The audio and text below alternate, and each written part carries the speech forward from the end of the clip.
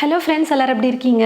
இன்றைக்கி நம்ம வீடியோவில் தீபாவளிக்கு ஸ்பெஷலாக நம்ம ஒரு சூப்பரான ஸ்நாக் வந்து பார்க்க போகிறோம். அதாவது தட்டு வடை எப்படி செய்கிறதுன்னு சொல்லிட்டு பார்க்க போகிறோம். 1 கிலோ அரிசி மாவு கொண்டு நம்ம கொஞ்சம் அதிகமான தட்டு வடைகள் வந்து செய்ய போகிறோம். கண்டிப்பாக இந்த வீடியோ உங்களுக்கு ரொம்பவே யூஸ்ஃபுல்லாக இருக்கும்னு நினைக்கிறேன். வீடியோவை வந்து நீங்கள் ஃபுல்லாக பாருங்கள். ஏன்னா வீடியோக்குள்ளே அங்கங்கே வந்து குட்டி குட்டியாக ஒரு டிப்ஸ்லாம் நம்ம கொடுத்துருப்போம் தட்டு வடை நல்லா பர்ஃபெக்டாக வரத்துக்கு. அதெல்லாம் நீங்கள் தெரிஞ்சுக்கிட்டிங்கன்னா நீங்கள் தேவைப்படும் பொழுதெல்லாம் வீட்டிலேயே சூப்பராக செஞ்சுக்கலாம் தட்டு வடை.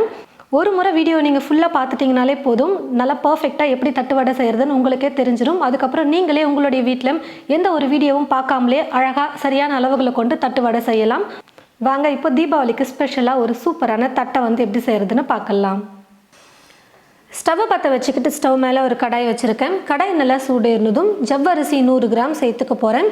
நான் எடுத்துருக்கிற ஜவ்வரிசி வந்து பார்த்திங்கன்னா கண்ணாடி மாதிரி இருக்கும் பார்த்தீங்களா, அந்த ஜவ்வரிசி எடுத்திருக்கேன். மொத்தமாக 2 ஜவ்வரிசி இருக்குது. ஒன்று வந்து பார்த்திங்கன்னா மாவு ஜவ்வரிசி, ஒன்று வந்து கெட்டி ஜவ்வரிசின்னு சொல்லுவாங்க. இப்போ நம்ம வந்து கெட்டி ஜவ்வரிசி தான் எடுத்திருக்கோம். நல்லா ஷைனிங்காக இந்த மாதிரி கண்ணாடி மாதிரி இருக்கிற ஜவ்வரிசி கடாயில் போட்டுட்டு நல்லா பொரிஞ்சு வர அளவுக்கு நம்ம ஸ்டவ்வை கொஞ்சம் மீடியம் ஃப்ளேமில் வச்சுக்கிட்டு ஜவ்வரிசியை வறுத்து எடுத்துக்கலாம். பாருங்கள் ஃப்ரெண்ட்ஸ், கண்ணாடி மாதிரி இந்த ஜவ்வரிசி இப்போ நல்லா பொரிஞ்சு நல்லா வெள்ளையாக வந்துருச்சு பாருங்கள். இந்த மாதிரி நல்லா ஜவ்வரிசி பொரிஞ்சு வந்ததுக்கப்புறமா ஸ்டவ் ஆஃப் பண்ணிக்கலாம். ஃபஸ்ட்டு வந்து பார்த்திங்கன்னா நல்லா கெட்டியாக இருக்கும் ஜவ்வரிசி. இப்போ நம்ம கையில் எடுத்து மசிக்கும் பொழுதே வந்து பார்த்திங்கன்னா இந்த மாதிரி பவுடர் மாதிரி ஆகிடும். ஏன்னா நம்ம கடையில் நல்லா வறுத்ததுனால நல்லா புரிஞ்சு வந்துருச்சு. இதுதான் கரெக்டான பதம்.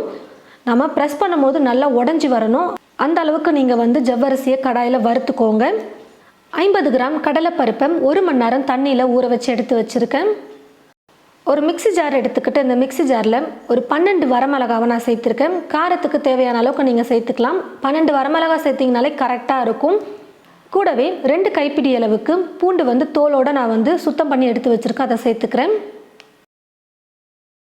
இந்த மாதிரி பூண்டையும் வரமிளகாவும் நல்லா நைஸாக அரைச்சி எடுத்து வச்சுக்கிட்டால் கரெக்டாக இருக்கும். மாவு பிசைகிறதுக்கு நல்ல ஒரு அகலமான பாத்திரம் எடுத்துக்கோங்க. அப்போ கொஞ்சம் நல்லா ஈஸியாக இருக்கும் மாவு பிசைகிறதுக்கு. இப்போது இந்த பாத்திரத்தில் 1 கிலோ அளவுக்கு பச்சரிசி மாவு சேர்த்துக்கிறேன். நீங்கள் கடையில் வாங்கின பச்சரிசி மாவு கூட யூஸ் பண்ணிக்கலாம். ஆனால் வீட்டில் ஃப்ரெஷ்ஷாக அரைச்சி செய்யும்போது நல்லா டேஸ்ட்டாகவும் இருக்கும், நல்லா சூப்பராகவும் இருக்கும் தட்டு வடை சாப்பிட்றதுக்கு. தட்டு வடைக்கு பச்சரிசி மாவு எப்படி அரைக்கணும்னு பார்த்தீங்கன்னா, அரிசியை தண்ணியில் 1 மணி நேரம் இல்லை 2 மணி நேரம் நல்லா ஊற வச்சுக்கோங்க. அதுக்கப்புறமா தண்ணி இல்லாமல் அரிசியை வடிச்சிட்டு வெயிலில் நல்லா காய வச்சுக்கோங்க. கொஞ்சம் கூட ஈரமே இருக்கக்கூடாது. நல்லா ட்ரையாக அரிசி காஞ்சதுக்கப்புறமா மிஷினில் கொடுத்து நீங்கள் நல்லா அரைச்சி எடுத்துக்கிட்டிங்கன்னா மாவு உங்களுக்கு கிடச்சிரும். 1 டீஸ்பூன் அளவுக்கு பெருங்காயத்தூள் சேர்த்துக்கிறேன். தேவையான அளவு உப்பு. மிக்ஸி ஜாரில் 100 கிராம் பொட்டுக்கடலையை சேர்த்து நல்லா நைஸாக பவுடராக அரைச்சி எடுத்து வச்சுருக்கேன். இப்போ இது ஒரு சல்லடையில் போட்டு சலிச்சு சேர்த்துக்கலாம். மாவு வந்து நைஸாக நமக்கு கிடைக்கணும்.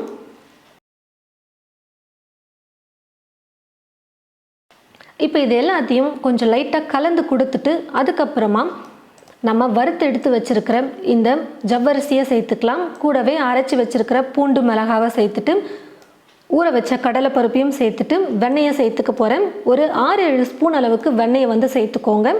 தட்டு வடை செய்கிறதுக்கு 1 மணி நேரம் 2 மணி நேரத்துக்கு முன்னாடியே ஃப்ரிட்ஜிலேருந்து வெண்ணெயை எடுத்து வச்சுடுங்க. வெண்ணெய்க்கு பதிலாக நீங்கள் எண்ணெய் கூட சேர்த்துக்கலாம். ஒரு 7-8 ஸ்பூன் அளவுக்கு எண்ணெய் வந்து நல்லா சூடு பண்ணி சேர்த்துக்கோங்க. கடைசியாக இது கூட கருவேப்பிலையை சேர்த்துக்க போகிறேன். ஒரு 2 கைப்பிடி அளவுக்கு கருவேப்பிலையை எடுத்து நான் நல்லா பொடியாக கட் பண்ணி வச்சுருக்கேன். இந்த கருவேப்பிலையை சேர்த்துட்டு எல்லாத்தையும் நல்லா கலந்து கொடுத்துக்கலாம் மாவோடு சேர்த்து. எந்த அளவுக்கு நல்லா நம்ம மாவோட கலந்து கொடுக்குறோமோ அந்த அளவுக்கு நல்லா மிக்ஸ் ஆகிட்டு வரும் வெண்ணெயெல்லாம் மாவோட சேர்ந்து. குறைஞ்சது ஒரு 5-6 நிமிஷத்துக்கு நல்லா நான் வந்து இப்போ மிக்ஸ் பண்ணிக்க போகிறேன்.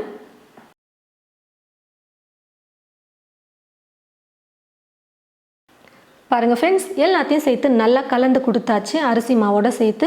இப்போது தண்ணி கொஞ்சம் கொஞ்சமாக சேர்த்து நம்ம மாவு பிசைஞ்சிக்கலாம். எனக்கு வந்து பார்த்திங்கன்னா தண்ணி வந்து ஒரு 3/4 லிட்டர்லேருந்து 1 லிட்டர் அளவுக்கு எனக்கு தண்ணி வந்து தேவைப்பட்டுச்சு மாவு பிசைகிறதுக்கு. நீங்கள் கொஞ்சம் கொஞ்சமாக தண்ணியை சேர்த்து கரெக்டான பதத்துக்கு மாவு பிசைஞ்சுக்கோங்க. மொத்தமாக தண்ணி சேர்த்துட்டா ஒரு சில டைம் வந்து ரொம்ப இலக்கமாயிடும் மாவு. எப்போவுமே மாவு பிசையும் போது தண்ணி கொஞ்சம் கொஞ்சமாக சேர்த்து தான் நம்ம பிசையணும். அப்போ தான் கரெக்டாக நம்ம சரியான பதத்துக்கு மாவு பிசைய முடியும். இந்த மாதிரி கொஞ்சம் ப்ரெஸ் பண்ணும்போது சாஃப்டாக மாவு வந்து உள்ளே போகணும். அதுதான் கரெக்டான பதம். கையில் வந்து நீங்கள் கொஞ்சமாக மாவு எடுத்து இப்படி தட்டி பாருங்கள். விரிசல் இல்லாமல் வந்ததுனாலே போதும், மாவு சரியான பதத்தில் நம்ம பிசைஞ்சிருக்கோன்னு அர்த்தம். ரொம்ப இலக்கமாகவும் நீங்கள் மாவு பிசைஞ்சிட்டிங்கன்னா எண்ணெய் வந்து அதிகமாக குடிச்சிடும். தட்டு வடை அப்புறம் ஒரே எண்ணெயாக இருக்கும். இந்த ஒரு டிப்ஸ் மட்டும் நீங்கள் கரெக்டாக பார்த்துக்கோங்க. இந்த மாதிரி விரலை வச்சு ப்ரெஸ் பண்ணும்போது நல்லா ஈஸியாக சாஃப்டாக உள்ளே போகணும். இதுதான் கரெக்டான பதம். இப்போ மாவு வந்து நம்ம பிசைஞ்சு எடுத்தாச்சு. இப்போ வந்து பார்த்திங்கன்னா இந்த மொத்த மாவுலேருந்து கொஞ்சமாக மாவு எடுத்து தனியாக வச்சுக்கிட்டு மீதி மாவு வந்து நம்ம ஒரு துணி போட்டு மூடி வச்சிடலாம். மாவு வந்து காயாமல் இருக்கிறதுக்காக ஒரு காட்டன் துணியை தண்ணியில் போட்டு நனைச்சிட்டு ஈரம் இல்லாமல் பிழிஞ்சு மீதி இருக்கிற மாவு மேலே நீங்கள் போட்டு மூடி வச்சுருங்க. காயாமல் இருக்கும் மாவு வந்து. இப்போ வந்து பார்த்திங்கன்னா நான் வந்து ஒரு எண்ணெய் கவர் எடுத்திருக்கேன். நீங்கள் பால் கவர் இல்லைனா ஏதாவது ஒரு பாலித்தீன் கவர் இல்லை வாழை இலை எது வேணாலும் நீங்கள் எடுத்துக்கோங்க தட்டு வடை தட்டுறதுக்கு. இப்போ எடுத்துருக்கிற மாவை சின்ன சின்ன உருண்டைகளாக பண்ணி வச்சுக்கிட்டோம்னா ஈஸியாக ப்ரெஸ் பண்ணுறதுக்கு நமக்கு ரொம்ப ஈஸியாக இருக்கும். உங்களுக்கு தட்டு வடை எந்த சைஸ்க்கு வேணுமோ அதுக்கேற்றது போல் மாவை வந்து உருட்டி எடுத்து வச்சுக்கோங்க நல்லா நைஸாக. ஃபஸ்ட்டு கவரில் வந்து பார்த்திங்கன்னா எண்ணெயை வந்து தடவிட்டு அதுக்கப்புறமா நம்ம எடுத்து வச்சுருக்கிற உருண்டையை வந்து வச்சுட்டு திரும்பவும் கவரை மூடி இந்த மாதிரி ஒரு கிண்ணம் எடுத்துக்கோங்க.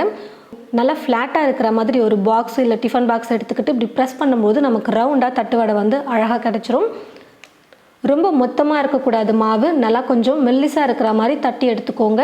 அப்போ தான் எண்ணெயில் போட்டு நம்ம ஃப்ரை பண்ணும்போது நல்லா மொறுன்னு இருக்கும். ஒரு மாதம் ஆனாலும் தட்டு வடை நமத்து போகாமல் நல்லா மொறுன்னு இருக்கும் சாப்பிட்றதுக்கு. இந்த மாதிரி தட்டு வடையை நல்லா தட்டி எடுத்ததுக்கப்புறமா பக்கத்துலேயே ஒரு காட்டன் துணி போட்டு வச்சுக்கோங்க. இந்த காட்டன் துணியில் தட்டு வடையை தட்டி தட்டி போட்டு வச்சுட்டு அதுக்கப்புறமா நம்ம எண்ணெயில் ஃப்ரை பண்ணும்போது ரொம்ப ஈஸியாக இருக்கும். ஒவ்வொன்றா நம்ம தட்டி தட்டி எண்ணெயில் போடும்போது டைம் தான் வேஸ்ட் ஆகும். ஒரு 10 உருண்டையை இந்த மாதிரி தட்டி ஒரு துணி மேலே போட்டுட்டு அதுக்கப்புறம் எண்ணெயில் ஃப்ரை பண்ணும்போது ரொம்ப ஈஸியாக இருக்கும். முக்கியமாக இன்னொரு டிப்ஸ் வந்து பார்த்திங்கன்னா எக்ஸ்ட்ரா மாவு கொஞ்சம் ஈரப்பதமாக இருந்தாலும் இந்த காட்டன் துணியில் போடும்போது கொஞ்சம் அப்சர்வ் ஆகிடும் ஈரப்பதம். அப்போது எண்ணெயில் ஃப்ரை பண்ணும்போது சுத்தமாக நமக்கு எண்ணெயே குடிக்காது. இதுவும் ரொம்ப முக்கியமான ஒரு டிப்ஸ் தட்டு வடை செய்யறதுக்கு.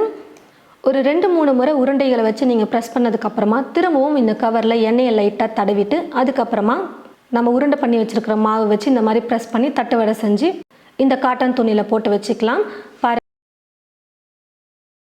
இந்த மாதிரி நான் வந்து கொஞ்சம் மாவை வந்து தட்டி ஸ்டோர் பண்ணி வச்சுட்டேன். இப்போ நம்ம கடாயில் எண்ணெய் ஊற்றி வச்சுட்டு நம்ம தட்டு வடையை எண்ணெயில் போட்டு ஃப்ரை பண்ண ஆரம்பிச்சிடலாம். எண்ணெய் வந்து பார்த்திங்கன்னா காஞ்சிருச்சு. கொஞ்சமாக மாவு எடுத்து போட்டு பாருங்கள், எண்ணெய் காஞ்சிருக்கா இல்லையான்னு தெரிஞ்சிடும். இப்போ நம்ம தட்டி வச்சுருக்கிற ஒவ்வொரு மாவையும் எடுத்து நம்ம எண்ணெயில் போட்டு ஃப்ரை பண்ணிக்கலாம். எண்ணெய் நல்லா காஞ்சதுக்கப்புறமா ஸ்டவ்வை வந்து ஃபுல்லாகவே வைக்க வேணாம், கொஞ்சம் லைட்டாக மட்டும் குறைச்சிக்கோங்க.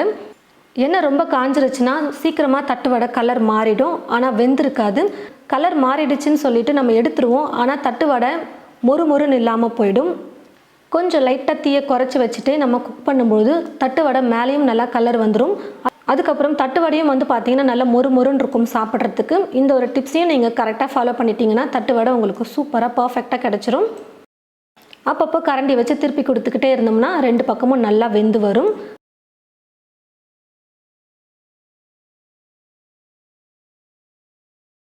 பாருங்கள் தட்டு வடை நல்லா வெந்துருச்சு. நம்ம எண்ணெயில் சேர்க்கும் போது எப்படி கொதிச்சுட்டு இருந்தது, இப்போ பாருங்கள் நல்லா வெந்து அந்த கொதியெல்லாம் அடங்கிடுச்சு. தட்டு வடையும் நல்லா வெந்து கலர் மாறி வந்துருச்சு. இப்போ நான் எடுத்துக்கிறேன். இந்த மாதிரி ஒரு வடிகரண்டி யூஸ் பண்ணிக்கிட்டிங்கன்னா இருக்கிற எக்ஸ்ட்ரா எண்ணெயும் நல்லா வடிஞ்சு வந்துடும். இதே போல் எல்லா மாவையும் நம்ம தட்டி எண்ணெயில் போட்டு தட்டு வடை செஞ்சு எடுத்துக்கலாம். பாருங்கள் ஃப்ரெண்ட்ஸ், எல்லா மாவுமே நான் வந்து தட்டு வடை செஞ்சு எடுத்துக்கிட்டேன். நான் வந்து இந்த சைஸ்லேயே தட்டு வடை வந்து தட்டி எடுத்துக்கிட்டேன். இந்த சைஸில் எனக்கு கிட்டத்தட்ட ஒரு 230லேருந்து 250 தட்டு வடை வந்து கிடச்சிது. நம்ம 1 கிலோ அரிசி மாவு தான் சேர்த்துருந்தோம். அதுக்கே வந்து பார்த்திங்கன்னா இவ்வளோ தட்டு வடை நமக்கு கிடச்சிது. ரொம்பவே லாபம் நமக்கு வீட்டில் செய்கிறது. தீபாவளிக்கு நம்ம அதிகமாக அளவு செய்கிறதுனால நீங்கள் கடையிலலாம் வாங்காமல் இந்த மாதிரி நீங்கள் வீட்லேயே ஃப்ரெஷ்ஷாக நீங்கள் செஞ்சுக்கிட்டிங்கனாலே போதும். டேஸ்ட் அவ்வளோ சூப்பராக இருக்கும். நம்ம எப்பயும் போல் செய்யாமல் கொஞ்சம் டிஃப்ரெண்ட்டாக ஜவ்வரிசியை போட்டு செஞ்சுருக்கோம். கண்டிப்பாக உங்களுக்கு ரொம்பவே பிடிக்கக்கூடிய வகையில் இந்த தட்டு வடை இருக்கும். ஜவ்வரிசியை முதலே நம்ம வறுத்துட்டு அதுக்கப்புறமா செஞ்சதுனால நல்லா மொறுன்னு இருக்கும். ஜவ்வரிசி தட்டு வடையோடு சாப்பிட்றதுக்கு அவ்வளோ சூப்பராக இருக்கும்.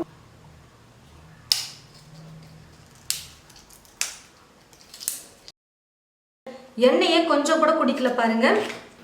நல்லா மெல்லிசாக தட்டி இருக்கிறதுனால தட்டு வடை வந்து பாருங்கள் எவ்வளோ நல்லா மொறுன்னு சூப்பராக இருக்குது. இதே மாதிரி நல்லா மெல்லிசாக நீங்கள் தட்டி செஞ்சீங்கன்னா உங்களுக்கு நல்லா மொறுன்னு தட்டு வடை கிடைக்கும். 1 மாதத்துக்கு நீங்கள் வச்சு சாப்பிடலாம். அதே மொறுமொறுப்போடு இருக்கும். கண்டிப்பாக நீங்கள் இதே அளவு கொண்டு உங்களுடைய வீட்டில் செஞ்சு பாருங்கள். செஞ்சு பார்த்துட்டு எப்படி இருக்குன்னு சொல்லிட்டு மறக்காமல் கமெண்ட் பாக்ஸில் வந்து கமெண்ட் பண்ணுங்கள். இந்த வீடியோவை மற்றவங்களுக்கும் ஷேர் பண்ணுங்கள். இது போல் நிறைய ரெசிபீஸ் பார்க்க தமிழ் ஃபுட் மசாலா சேனலில் மறக்காமல் சப்ஸ்கிரைப் பண்ணிக்கோங்க. கூடவே பக்கத்தில் இருக்கிற பெல் ஐக்கானை கிளிக் பண்ண மறந்துடாதீங்க. தேங்க்யூ.